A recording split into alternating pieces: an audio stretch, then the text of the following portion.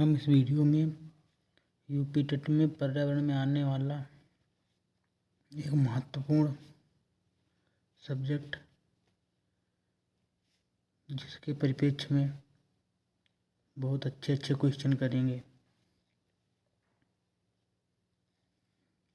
सबसे पहले चर्चित व्यक्ति।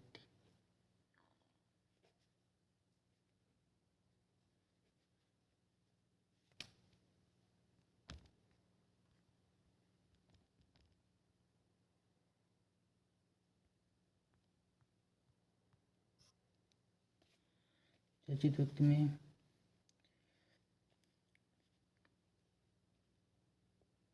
सुधा चंद्रन है। भरतनाट्यम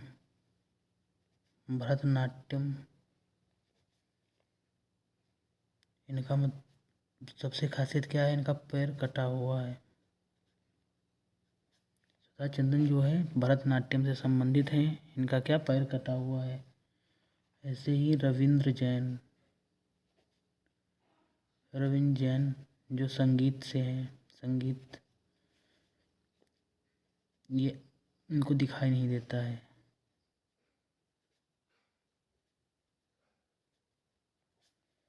ऐसे ही शरत गायकवाड़ जो तैराकी से हैं, जिनका हाथ खराब है।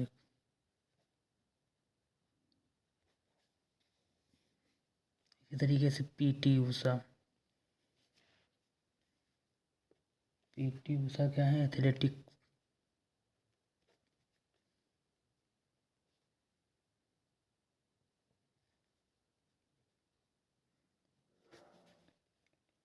बुला Chaudhary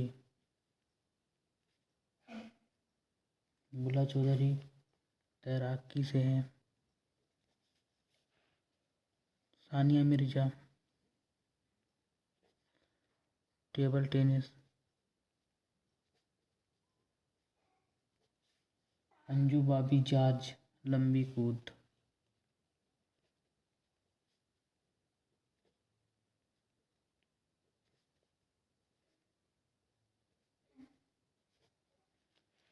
Saina Nehwal badminton.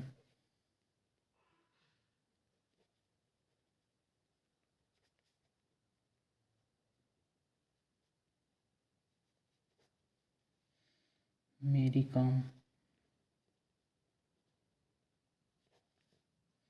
Com boxing. Major Dhyanchand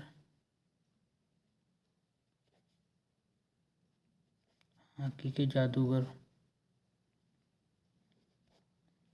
PV Sindhu badminton.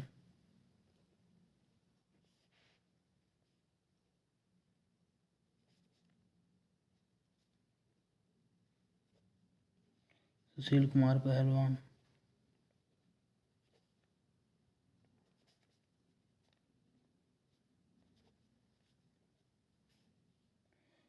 Mitali राज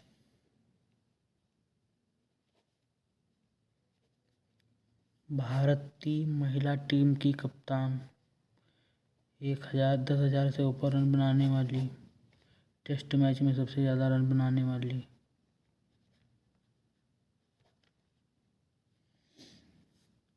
अजय ठाकुर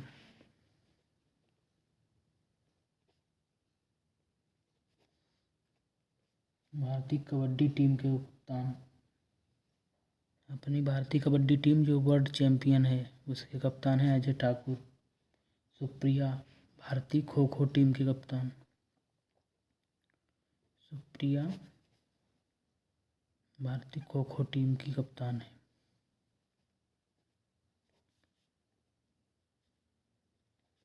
ठीक। अब नंबर 1 हमारे चर्चित व्यक्ति हो गए सारे।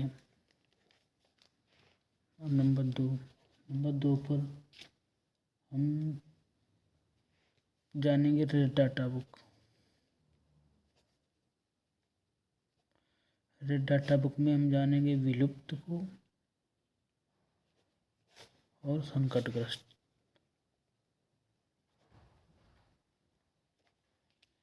विलुप्त में हमारा आता है डायनासोर,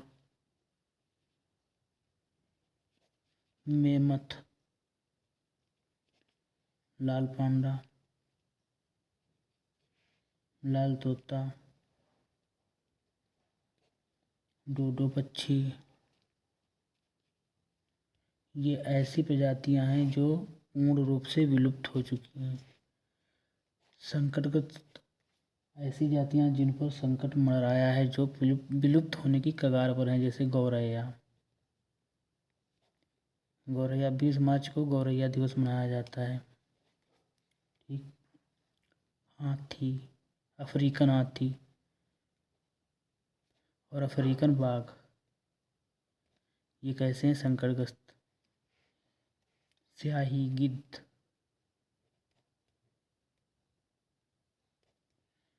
शेर, काला हिरन, बारहसिंगा, कछुआ, ये सब हमारे संकटग्रस्त प्रजातियों में आते हैं, जिसका पूरा विस्तृत ब्यौरा रेड डाटा बुक में मिलता है। नंबर 3 पर हमें जैसे बहुत से जानवर हैं, केवल वो ब्लैक एंड वाइट यानी सफ़ेद और काली कलर को ही पहचानते हैं।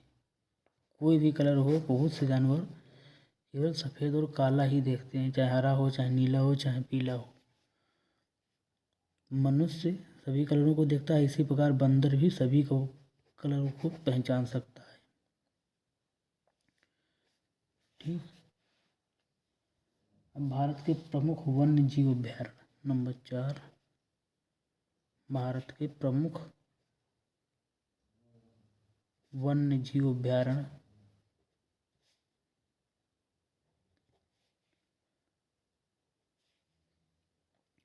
इसमें है जैसे अपनी यूपी का दुधवा नेशनल पार्क,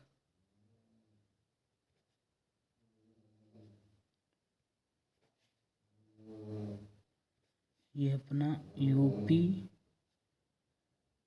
लखीमपुर खीरी में है। ऐसे ही उत्तराखंड के हैं जैसे चंद्रप्रभा, जो चंदौली में है, चंदौली जिले में है उत्तराखंड के। ठीक। चंद्रप्रभा राष्ट्रीय वन्य जीव अभयारण्य, राजा जी राष्ट्रीय वन्य जीव उद्यान, नंदा देवी राष्ट्रीय उद्यान, जिम कॉर्बेट, ये सब हमारे कहाँ हैं, उत्तराखंड में है। ऐसे ही गिरी राष्ट्रीय उद्यान, ये हमारा है गुजरात में। सरिस्का हमारा है राजस्थान में, सरिस्का राष्ट्रीय उद्यान राजस्थान। इसी प्रकार बांदीपुर कर्नाटक,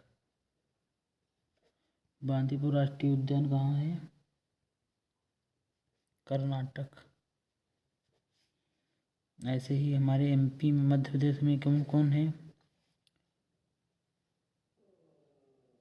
माधवगढ़ राष्ट्रीय उद्यान और कान्हा फिसली राष्ट्रीय उद्यान, ये हमारे मध्य प्रदेश में है।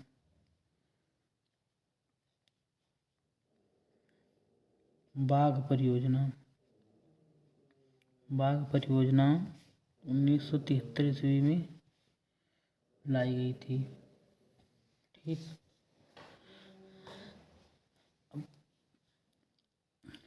नंबर 5 पलाश और कुसुम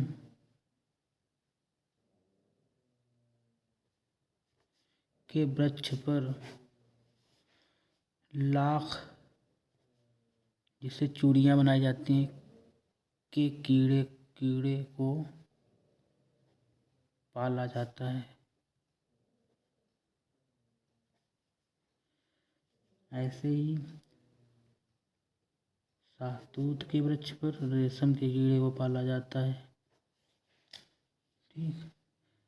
सबसे पहले पालतू जानवर कौन था? कुत्ता। सबसे पहले खोजी गई धातु तांबा। सबसे पहला पालतू जानवर कुत्ता, सबसे पहले खोजी गई धातु तांबा। जंगल अधिकार अधिनियम। जंगल अधिकार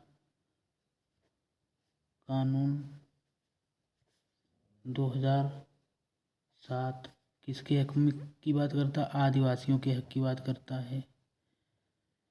यह कानून 2007 में लाया गया। इस कानून का मुख्य उद्देश्य था जो 25 वर्षों से जंगलों में रह रहा आदिवासी है उन सभी के लिए जंगल में लकड़ी आदि के लिए छूट दी गई है। ठीक। इसी प्रकार हमारा चिपको आंदोलन। चिपको आंदोलन जंगलों में पेड़ पौधों के कटाव को रोकने के लिए चलाया गया था, जिसको सुंदरलाल बहुगुणा ने चलाया था। चिपको आंदोलन किसने चलाया था? सुंदरलाल बहुगुणा। इन्होंने एक नारा दिया था। क्या नारा दिया था? लकड़ी, पानी और बयार ये हैं जंगल के उपकार।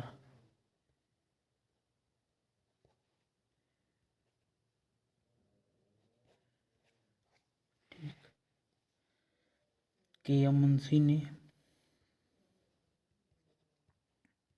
1950 में वन महोत्सव प्रारंभ किया। इसी के परिप्रेक्ष्य में मैती आंदोलन चलाया गया। मैती आंदोलन जो पहाड़ी इलाकों में चलाया गया। कहाँ? पहाड़ी इलाकों में। यहाँ पर शादीशुदा जोड़े में जब कोई भी शादी करी हुई स्त्री अपने ससुराल आती है तो ससुराल में एक पेड़ लगाती है जो उसकी याद दिलाता है, जिसको मैत्री की याद दिलाता है, इसलिए इसे मैती आंदोलन के नाम से जाना जाता है।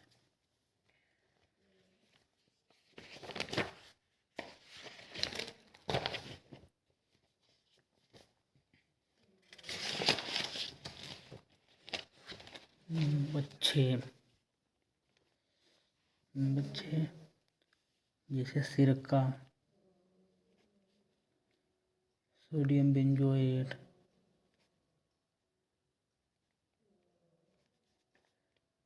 चीनी, तेल आदि क्या है? खाद्य पदार्थों के संरक्षण के लिए प्रयोग में लाए जाते हैं। किसके प्रयोग में लाए जाते हैं? खाद्य पदार्थों के संरक्षण के प्रयोग में लाए जाते हैं। ठीक। सिरका, सोडियम बेंजोएट, चीनी, तेल आदि इनका उपयोग कहाँ होता है? खाद्य पदार्थों के संरक्षण के लिए। छिड़का अचार में मिलाया जाता है, चीनी में फलों को, तेल में। इसी प्रकार ये सब हमारे किसके? खाद्य पदार्थों के संरक्षण के लिए प्रयोग में लाए जाते हैं। पाश्चुरीकरण। इसमें दूध को पाश्चुरीकृत किया जाता है। दूध को 70 डिग्री सेंटीग्रेड तक गर्म करके तुरंत 0 डिग्री सेंटीग्रेड पर ठंडा किया जाता है, फिर पैक किया जाता है, फिर इसे बिक्री हेतु प्रयोग में लाया जाता है। इस क्रिया को हम क्या कहते हैं? पाश्चुरीकरण कहते हैं। इस क्रिया में क्या होता है? जीवाणु नष्ट हो जाते हैं, जिससे दूध हमारा खराब नहीं होता है।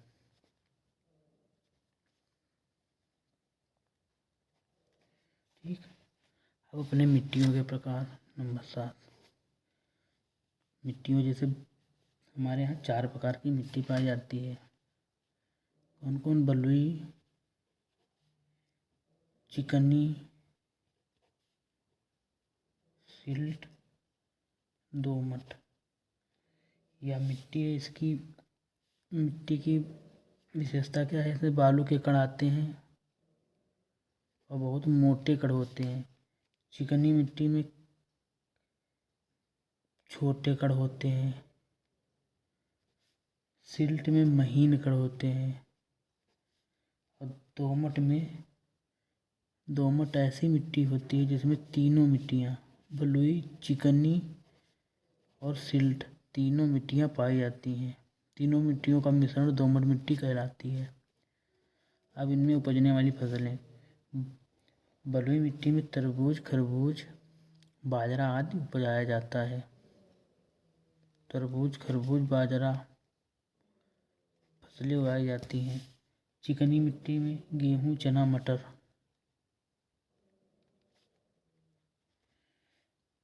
सिल्ट में, जिसमें बहुत से महीन कण होते हैं, इसमें गेहूँ, गन्ना।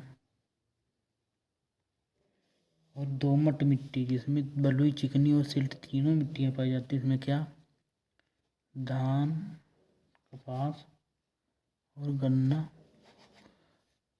आदि फसलें उगाई जाती हैं। अब हम बात करेंगे खाद की। जो फसलों में खाद प्रयोग की जाती है, खाद दो प्रकार की है, जैविक या उर्वरक। जैविक खाद में आती है गोबर, कंपोस्ट। कंपोस्ट मतलब जो हमारी हरी सब्जियों से बनी खाद है, हरी सब्जियों को दबाकर बनाई गई खाद, ठीक। नीम की खली, मलमूत्र, वर्मी कंपोस्ट। वर्मी कंपोस्ट मतलब केचुए द्वारा बनाई गई खाद, ठीक। ये तो हमारी कैसी जैविक खाद है। उर्वरक में urea, NH2, CuNH2, DAP, di ammonium phosphate, zinc sulphate, ZnSO4, muriate of potash.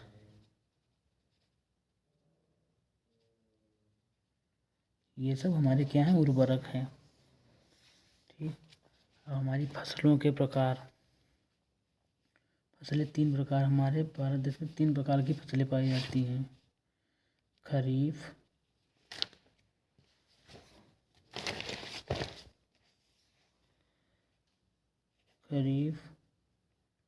रबी, जायद।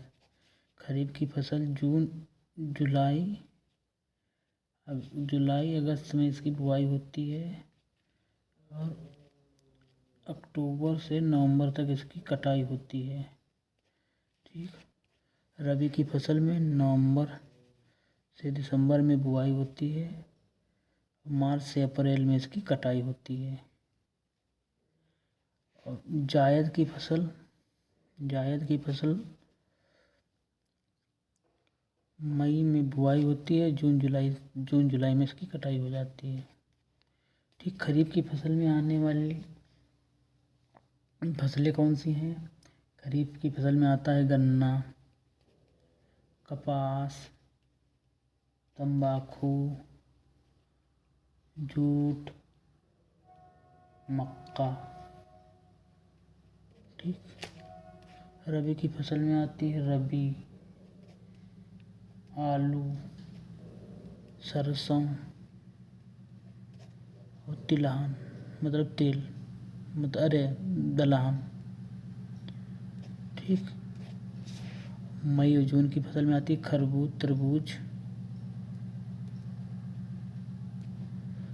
तरबूज, सब्जियां, ठीक। ये हमारी फसलें हो गई।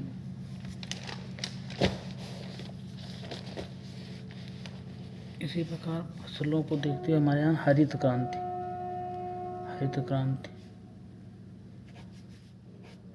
जिसके जनक कौन है, MS स्वामीनाथन, जिसको 1966 या 67 में चलाया गया, ठीक। इसमें क्या था, बीज कृषि यंत्र, इन पर अच्छा काम हुआ और इनको सुदृढ़ बनाने के लिए एक क्रांति चलाई गई, ठीक। अब हमारे पौधे आते हैं। पौधे दो प्रकार के होते हैं, सपोषी, परपोषी। सपोषी पौधे ऐसे जिनमें प्रकाश संश्लेषण होता है, ठीक, जो अपना जल, खनिज सब जमीन से प्राप्त करते हैं, जो अपना भोजन स्वतः बनाते हैं, ऐसे पौधे सपोषी पौधे कहलाते हैं। इन पौधों में प्रकाश संश्लेषण की क्रिया होती है। सपोषी पौधे इसमें जैसे कार्बन डाइऑक्साइड प्राप्त करते हैं, जमीन से जल लेते हैं, फिर प्रकाश की उपस्थिति में जिनकी पत्तियों पर क्लोरोफिल या परागहरित होता है, जो हमारा काहे बदलता है, कार्बोहाइड्रेट प्लस ऑक्सीजन। यह हमारी प्रकाश संश्लेषण की क्रिया सपोषी में होती है। परपोषी ऐसे पौधे होते हैं जो दूसरे पर आश्रित होते हैं, जैसे परपोषी का एक है मृतोपजीवी, जो मरे हुई चीज़ों से होता है, दीमक आदि से होता है, जैसे कुकुरमुत्ता, ठीक। इसी प्रकार से परपोषी में आते हैं मृदु परजीवी, जो पेड़ों पर होता है, किसी भी पेड़ पर दूसरे पेड़ पर आश्रित होते हैं, जैसे अमरबेल। ऐसे ही परपोषी में आता है क्या, वीनस फ्लाईट्रेप।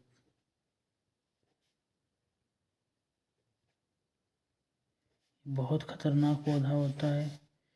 इस पौधे में जैसे गुझिया बनाने वाली एक प्लास्टिक या लोहे की मशीन होती है, इस प्रकार से इसमें फली टाइप की बनी होती है, और इसमें कोई भी कीट आता है, बैठता है, तो वो अपने आप बंद हो जाती है। जिस प्रकार यह कीट को मारकर खाकर अपना नाइट्रोजन, ऑक्सीजन, हाइड्रोजन सारे खनिज और सब भोजन बनाती है। ये इस प्रकार का पौधा होता है। इसी प्रकार से दूसरा पौधा है नेपेंथीज। नेपेंथीज या घटपरड़ी। इस पौधे में एक परख नली टाइप का बना होता है। ये पौधा, इसमें ऊपर से ढक्कन लगी होती है, जब उसमें कीड़ा आता है तो ढक्कन अपने आप बंद हो जाती है। सेम इसी प्रकार ये अपने दोनों पौधे कीटों से अपना भोजन बनाते हैं, ठीक। अब हम बताएं खाद्य श्रृंखला। खाद्य श्रृंखला 3 प्रकार की होती है, फर्स्ट, सेकेंड, थर्ड। इसमें हमारे पेड़ पौधे आते हैं जो सपोषी होते हैं, फिर हमारी बकरी, खरगोश, चूहे इत्यादि आते हैं जो परपोषी होते हैं, मतलब जो पेड़ों से अपना भोजन प्राप्त करते हैं। और फिर इसके बाद में बाघ, बाज इत्यादि आते हैं जो बकरी, खरगोश आदि खाकर अपना भोजन प्राप्त करते हैं। ये मांसाहारी होते हैं, ये शाकाहारी, मांसाहारी दोनों हो सकते हैं। ये स्वयं अपना भोजन सूर्य से बनाते हैं, ठीक। ये हमारा ग्राफ हो गया। अब हम घरों की बात करेंगे। घर होते हैं बांस के घर। बांस के घर ऐसी जगह बनाए जाते हैं जहाँ सबसे ज़्यादा बारिश होती है। बर्फ़ के घर, बर्फ़ के घर ऐसी जगह बनाए जहाँ बर्फ़बारी होती है, जहाँ बर्फ़ गिरती है, इनको कहते हैं इग्लू, ठीक। तैरते हुए घर, जहाँ बहुत ज़्यादा बारिश पानी होता है वहाँ तैरते हुए घर बनाए जाते हैं। चीन में इसी तरीके का घर है जिसको हम बोलते हैं साम्पान। तैरते हुए घरों को चीन में क्या बोलते हैं, साम्पान। इन साम्पान में भेड़ बकरी सब कुछ पाली जाती है, पूरा रहन सहन होता है, ठीक। तो चीन में ऐसे तैरते हुए घरों को साम्पान बोला जाता है। पर्वतीय क्षेत्रों में पत्थरों के घर बनाए जाते हैं। अस्थायी रूप से टेंट वाले घर बनाए जाते हैं। बिना दीवार के घर, बिना दीवार के घर अमेजन के जंगलों में बनाए जाते हैं।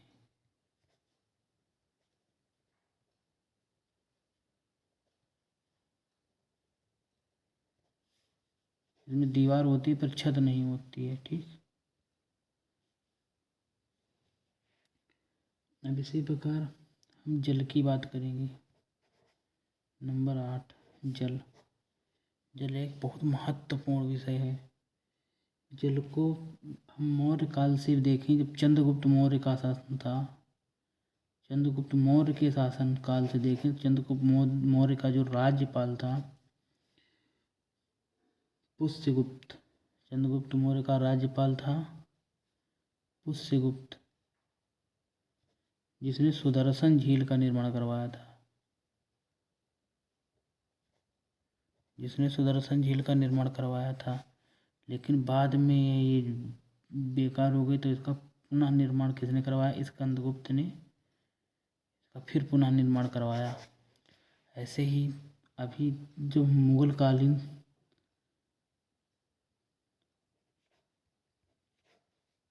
में बात करते हैं तो फिरोज शाह तुगलक, फिरोज शाह तुगलक जिसने क्या बनवाए? कुएं बनवाए और तालाब बनवाए। ठीक, इसी प्रकार हम जल से होने वाले रोगों की बात करें तो टाइफाइड, पीलिया, हैजा, पेचिस, ये सब काहे से रोग होते हैं? दूषित जल से होने वाले रोग हैं। दूषित जल से होने वाले रोग हैं। इनको सही करने के लिए शुद्ध जल का सेवन करने से ये रोग नहीं होते हैं। शुद्ध जल के सेवन से ये रोग नहीं होते हैं। ठीक, टाइफाइड होता है। टाइफाइड के लक्षण क्या होते हैं? तेज बुखार आता है, भूख नहीं लगती है, ये टाइफाइड का लक्षण है। पीलिया में हाथ पैर पीले हो जाते हैं, आँख पीली हो जाती है, पेशाब पीली होने लगती है। हैजा में लगातार बुखार आता है, ज़्यादा लगातार आता है और उल्टी दस्त होने लगती है, ये हमारा हैजा है। पेचिस में क्या होता है? पेट खराब हो जाता है, पतली लेटरिन होने लगती है, ये हमारी पेचिस। तो इनको सबको सही करने के लिए क्या शुद्ध जल का प्रयोग किया जाता है। अगर पूछा जाए तो दूषित जल से होने वाले रोग कौन कौन से हैं, तो क्या है? पीलिया, हैजा, टाइफाइड, पेचिस, ये सारे रोग हमारे कैसे हैं? दूषित जल से होने वाले रोग।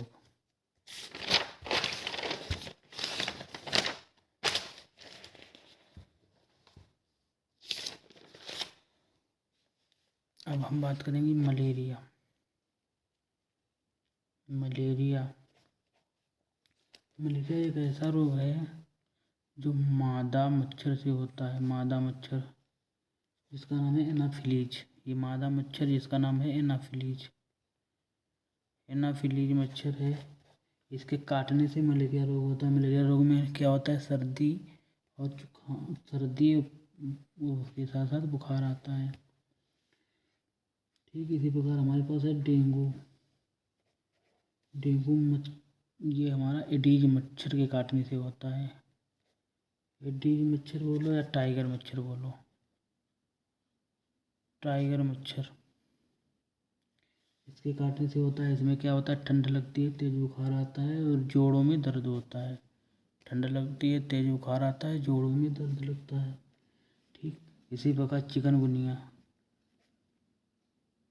चिकनगुनिया ये भी हमारा एडीज मच्छर के काटने से होता है। ठीक, ये वायरस द्वारा होता है, इसमें सारे लक्षण डेंगू वाले होते हैं। ठीक, अब कुएं के पानी को शुद्ध करने के लिए लाल दवा का प्रयोग किया जाता है। लाल दवा KMnO4 का प्रयोग, आएगा प्रयोग KMnO4 का प्रयोग किया जाता है। इसी प्रकार कभी कभी आता है डीजल कहाँ से बनाया जाता है? डीजल हमारे पेट्रोलियम से प्राप्त होता है डीजल। ठीक, इसी प्रकार आता है CNG, CNG गैस, सीएनजी का फुल फॉर्म क्या होता है? कंप्रेस्ड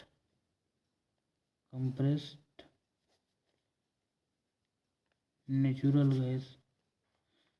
ये हमारा सीएनजी का फुल फॉर्म सीएनजी है, कंप्रेस्ड नेचुरल गैस। ये नेचुरल गैस मतलब कौन सी? Methane, ethane, propane, CH4, C2H5, C3H5, 6, 7। ये सारी गैसें ऐसी गैसें हैं, नेचुरल गैसें हैं, जिनके अवयव से हम क्या बनाते हैं? सीएनजी गैस बनाते हैं। CNG gas compressed natural gas, इसको 200 से लेकर 250 kg पर सेंटीमीटर स्क्वायर के दबाव में कंप्रेस्ड किया जाता है। ठीक, जो हमारी क्या है? रंगहीन है, गंधहीन होती है और हवा से हल्की होती है। इसका प्रयोग मोटर वाहन को चलाने के लिए किया जाता है। ठीक,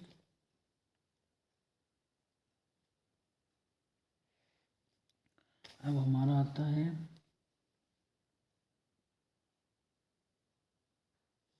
पृथ्वी। पृथ्वी पर हमारे 71% जल है और 29% स्थल जल। 71% जल, जिसमें 5 महासागर आते हैं। 5 महासागर कौन से? प्रशांत, हिंद, अटलांटिक, आर्कटिक, दक्षिणी महासागर।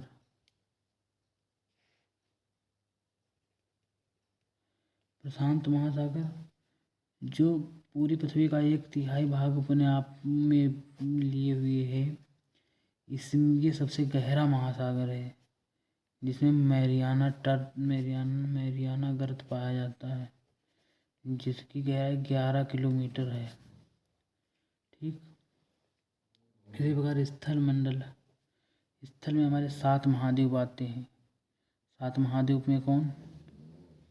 एशिया महाद्वीप, यूरोप महाद्वीप, ऑस्ट्रेलिया,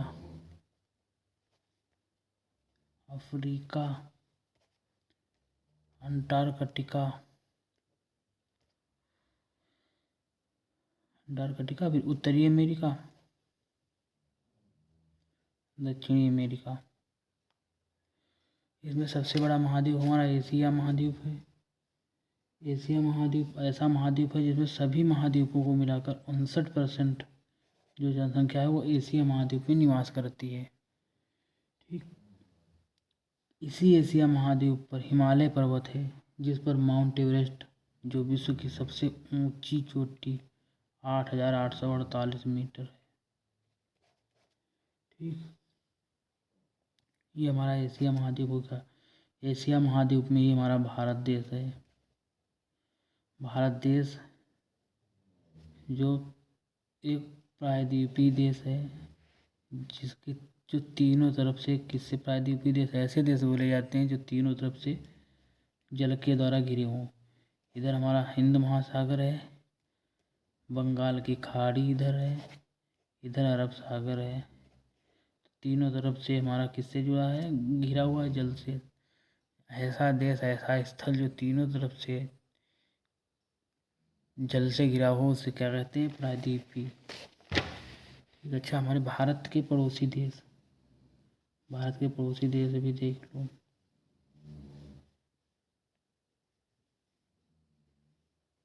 भारत के पड़ोसी देशों में ये हमारा पाकिस्तान, इसके ऊपर अफगानिस्तान, नेपाल, भूटान, चीन, म्यांमार, बांग्लादेश,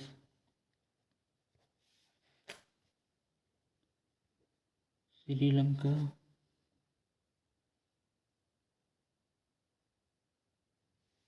और मालदीव।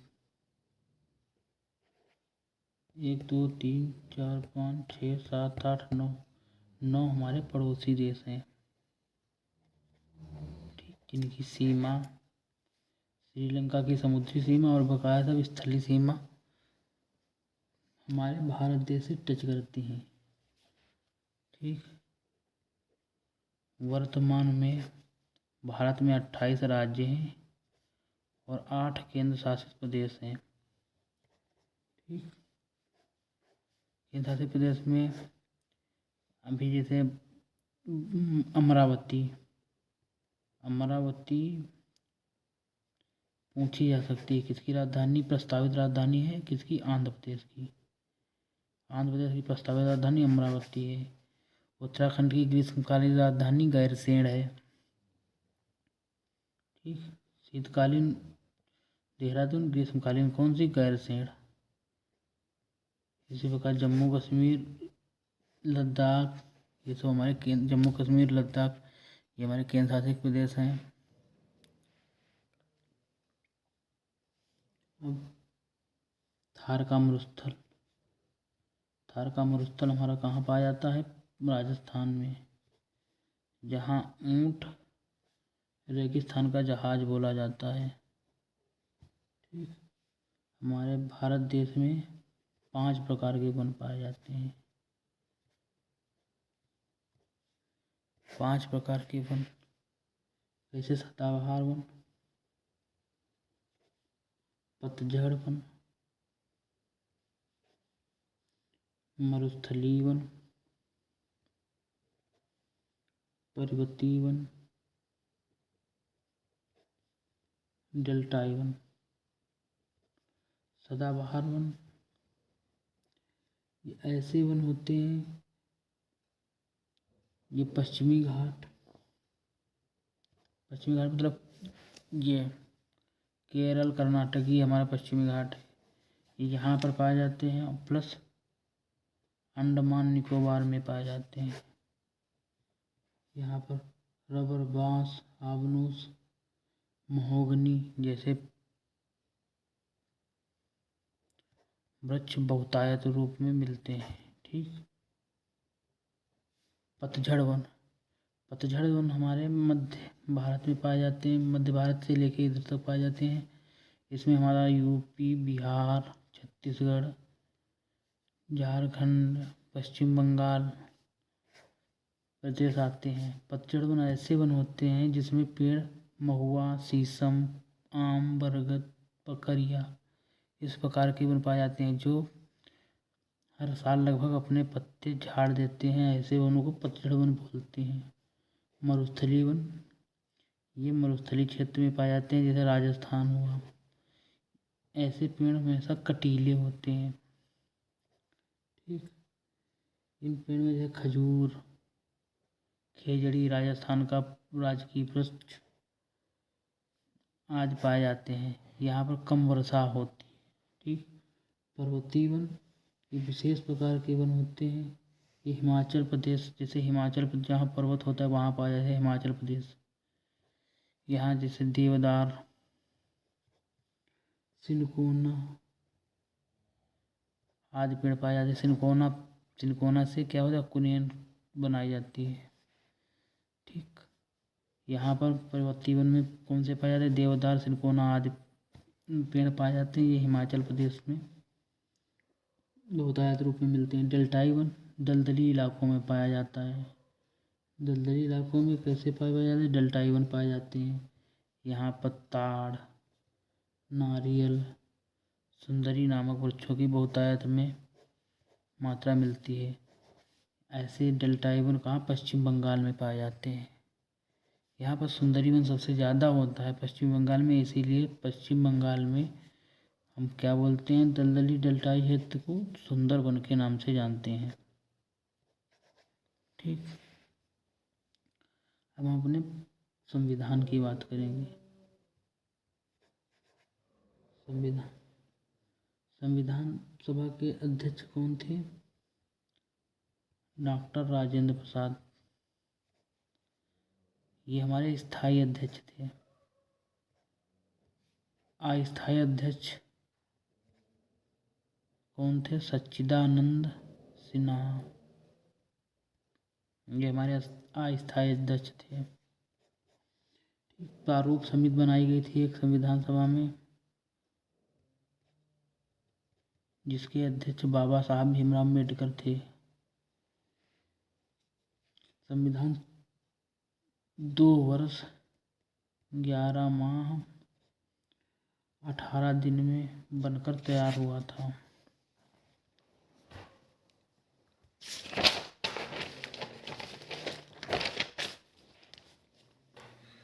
संविधान में संपूर्ण प्रभुत्व देश की व्याख्या की गई है।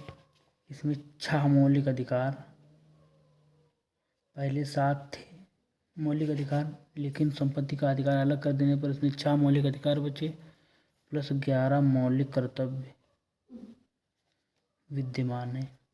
ठीक, हमारे संविधान में 6 से 14 वर्ष के बच्चों को निःशुल्क शिक्षा का भी प्रावधान है।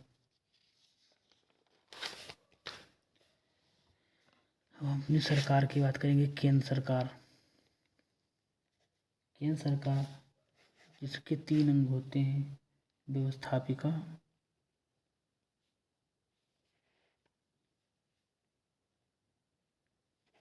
कार्यपालिका,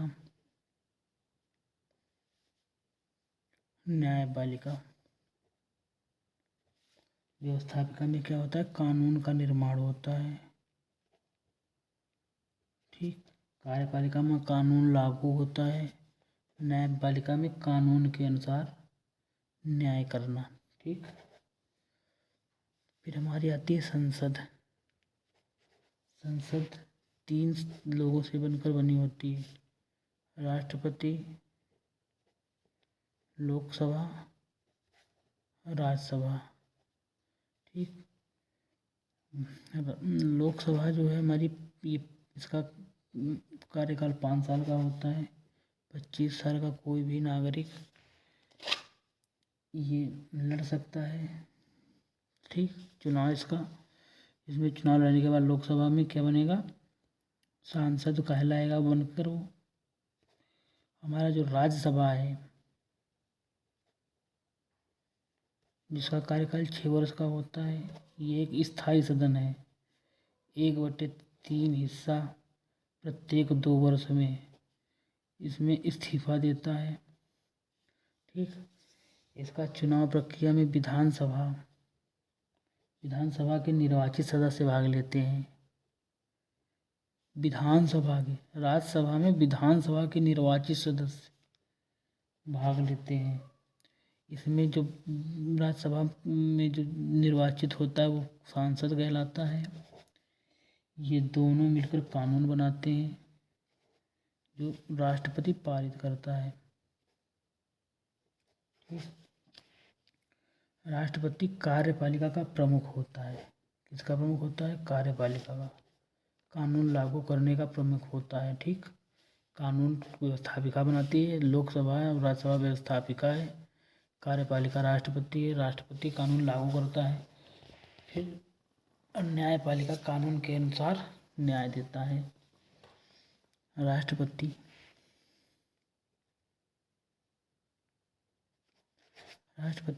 ये पीएम की नियुक्ति, मतलब प्रधानमंत्री की नियुक्ति भी करता है। प्रधानमंत्री की नियुक्ति करने के बाद में प्रधानमंत्री की सलाह पर मंत्रिमंडल की भी नियुक्ति यही करता है राष्ट्रपति हाई कोर्ट और सुप्रीम कोर्ट के जजों की भी नियुक्ति करता है।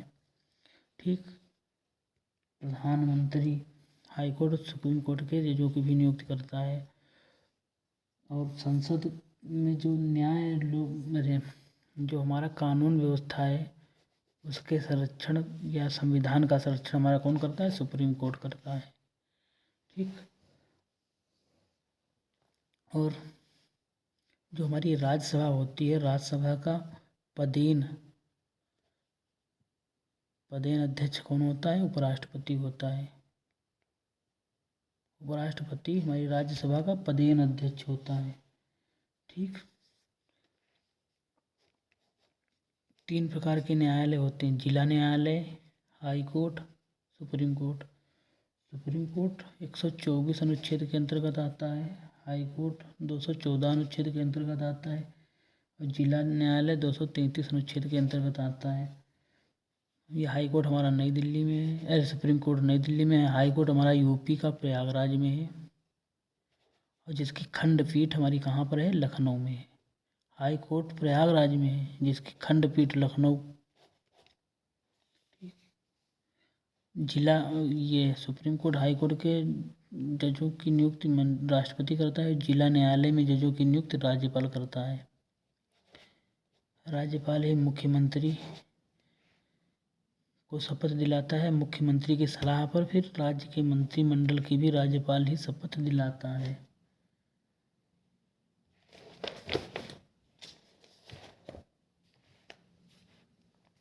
हम अपने राष्ट्रध्वज की बात करेंगे। राष्ट्रध्वज में हमारे केसरिया,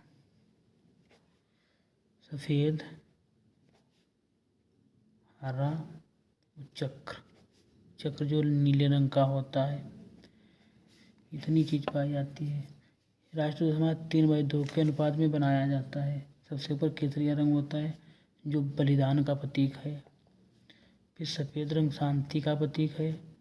हरा रंग धरती की हरियाली का प्रतीक है और चक्र हमारा उन्नति की ओर अग्रसर का प्रतीक है और अग्रसर होने का प्रतीक है। ठीक। फिर हमारा आता है राष्ट्रगान। राष्ट्रगान जो 52 सेकंड में गाया जाता है, जिसको किसने, रविन्द्रनाथ टैगोर ने लिखा है। किसने, रविन्द्रनाथ टैगोर ने लिखा है। फिर आता है राष्ट्रगीत। राष्ट्रगीत क्या है, सुजलाम सुफलाम मलयज शीतलाम सस्यश्यामलाम मातरम। इसको किसने लिखा है, बंकिम चंद्र चटर्जी ने लिखा है इसको। अब भारत और उत्तर प्रदेश के राजकीय महत्व। भारत का राजकीय पशु कौन है, राष्ट्रीय पशु कौन है, बाघ। राष्ट्रीय फूल कमल। राष्ट्रीय पक्षी मोर भारत का। इसी प्रकार उत्तर प्रदेश का राजकीय चिन्ह, यहाँ राष्ट्रीय आएगा, भारत में राष्ट्रीय आएगा। ऐसे उत्तर प्रदेश में राजकीय चिन्ह क्या है, मछली प्लस धनुष तीर, धनुष तीर। ठीक, ये हमारा राजकीय चिन्ह है। और राजकीय हमारा पशु कौन है, बारहसिंघा।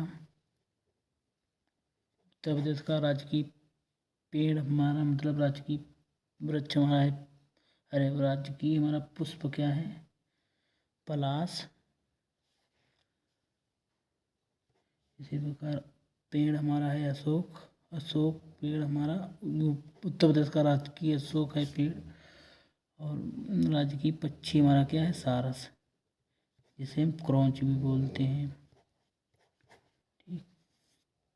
अब हम जो हमारा राजकीय चिन्ह है, राज चिन्ह, ये हमारा कहाँ से लिया गया, अशोक स्तंभ से लिया गया है, इसको भी याद रखना। हम उत्तर प्रदेश के बारे में थोड़ी जानकारी बताना चाहते हैं। उत्तर प्रदेश जिसका क्षेत्रफल है 2,40,928 किलोमीटर स्क्वायर। उत्तर प्रदेश के गोरखपुर जिला ऐसा है जहाँ पर बहुत ज़्यादा वर्षा होती है। मथुरा ऐसा जिला है जहाँ बहुत कम वर्षा होती है। उत्तर प्रदेश में लोकसभा सीटें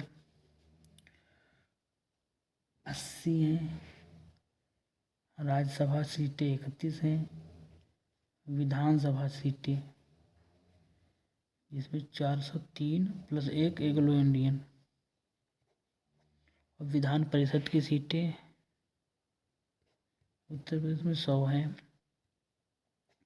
उत्तर प्रदेश का लिंगानुपात 912, मतलब 1000 पुरुषों पर 912 महिलाएं उत्तर प्रदेश में निवास करती हैं। उत्तर प्रदेश की साक्षरता 67.7% है। उत्तर प्रदेश शिशु लिंगानुपात 902 पर 1000 पे शिशु, मतलब छोटे बच्चे हैं वो 1000 अगर बच्चे हैं तो उसमें कितनी बच्चियां हैं, 902। जनसंख्या घनत्व उत्तर प्रदेश का क्या है, 829 829 व्यक्ति प्रति वर्ग किलोमीटर। एक वर्ग किलोमीटर में जनसंख्या कितनी 829 है, जबकि भारत की 382 व्यक्ति प्रति वर्ग किलोमीटर है। ठीक, धन्यवाद।